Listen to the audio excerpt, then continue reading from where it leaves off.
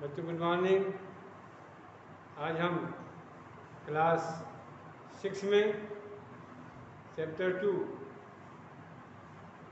Diversity and discrimination, विविधता एवं भेदभाव के विषय में पढ़ेंगे। इसके पहले भी वीडियो बना के भेजा गया था, देखे होंगे आप लोग। उसी में आज आगे है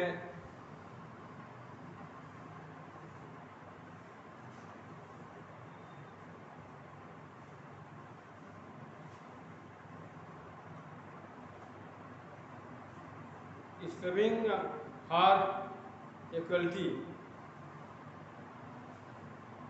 स्ट्रविंग फॉर इक्वलिटी, समानता के लिए संघर्ष।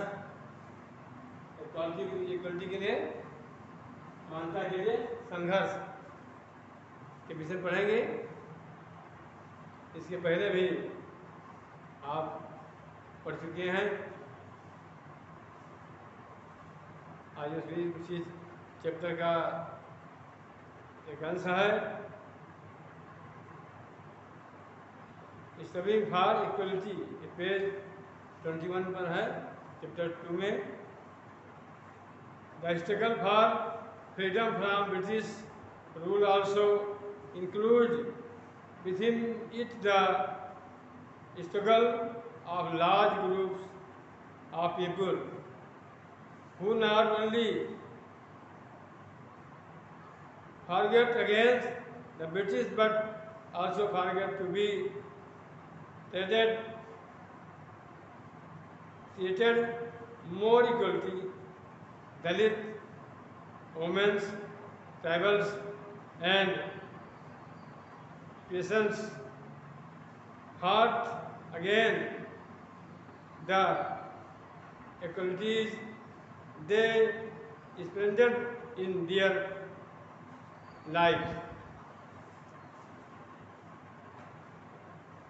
ब्रिटिश शासन से आज़ादी पाने के लिए जो संघर्ष किया गया था, उसमें समानता के लिए व्यवहार, समानता के व्यवहार के लिए किया गया संघर्ष भी शामिल था।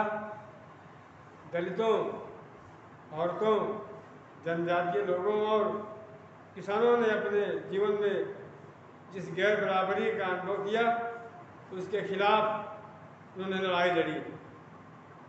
जैसा कि पहले भी बात हुई, बहुत सारे दलितों ने संगठित होकर मंदिर में प्रवेश पाने के लिए संघर्ष किया।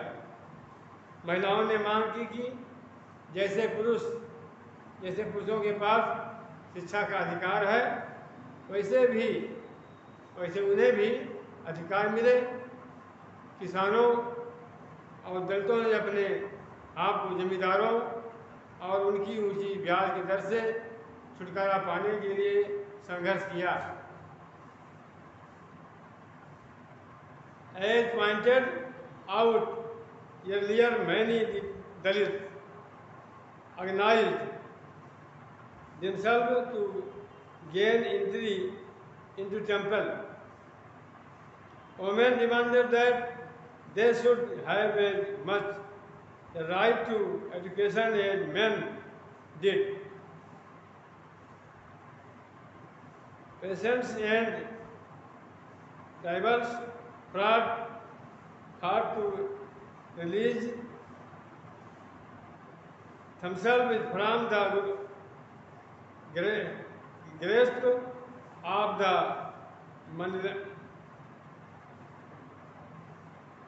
money lender and the high interest. Money lender and the high interest they were charged. When India became a nation in 1947, our leader to be concerned about the different kinds of increase that existed, those who were to the Constitution of India, a agreement that laid out the rules by which the nation would function. We are aware of the ways in which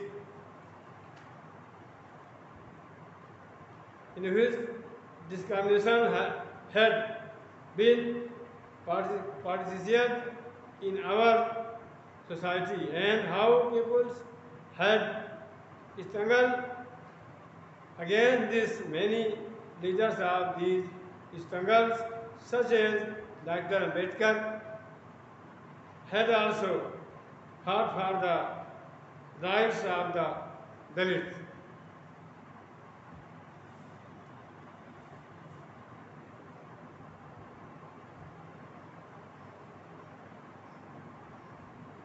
उन्नीस सौ सैंतालीस में भारत जब आज़ाद हुआ और एक राष्ट्र बना तो हमारे नेताओं ने समाज में व्याप्त कई तरह की असमानताओं पर विचार किया।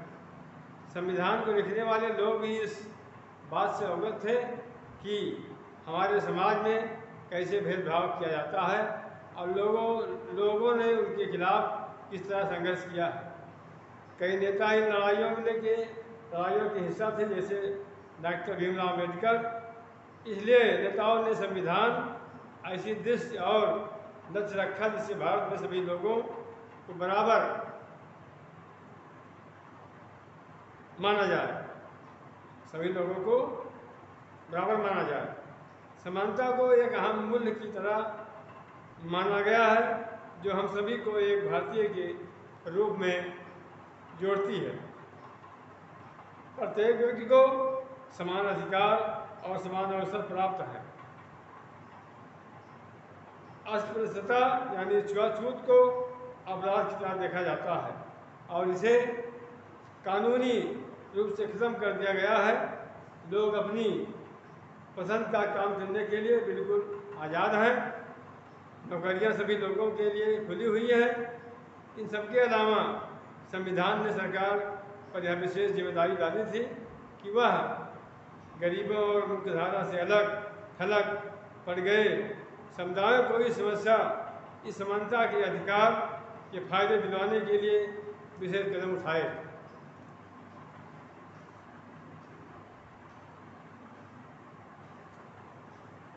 संविधान के लेखकों ने यह भी कहा कि विविधता की इज्जत करना, उसे मूल्यवान मानना समानता सुनिश्चित करने में बहुत ही महत्वपूर्ण कारक है। उन्होंने यह महसूस किया कि लोगों को अपने धर्म का पालन करने, अपनी भाषा बोलने, अपने त्यौहार मनाने और अपने आप को खुले रूप से अभिव्यक्त करने की आज़ादी होनी चाहिए। उन्होंने कहा कि कोई एक भाषा, धर्म या त्यौहार सबके लिए अनिवार्य नहीं बनना चाहिए। उन्होंने जोर दिया कि सरकार सभी धर्मों को बराबर मानेगी। इसलिए भारत एक धर्मनिरपेक्ष देश है जहां लोग बिना भेदभाव के अपने धर्म का पालन करते हैं। इसे हमारी एकता के महत्वपूर्ण कारक के रूप में देखा जाता है कि हम इकट्ठे रहते हैं और एक दूसरे की इज्जत करते हैं। हालांकि हमारे संविधान में इन विचारों पर जोर दिया गया है, पर यह पाठ इसी बात को उठाता है कि असमानता आज भी मौजूद है। समानता वह मूल्य है जिसके लिए हमें निरंतर संघर्ष करते रहना होगा। भारतीयों के लिए समानता का मूल्य वास्तविक जीवन का हिस्सा बने, सच्चाई बने। इसके लिए लोगों के संघर्ष, उनकी आंदोलन और सरकार द्वारा उठाए जाने वाले कदम बहुत जरूरी हैं।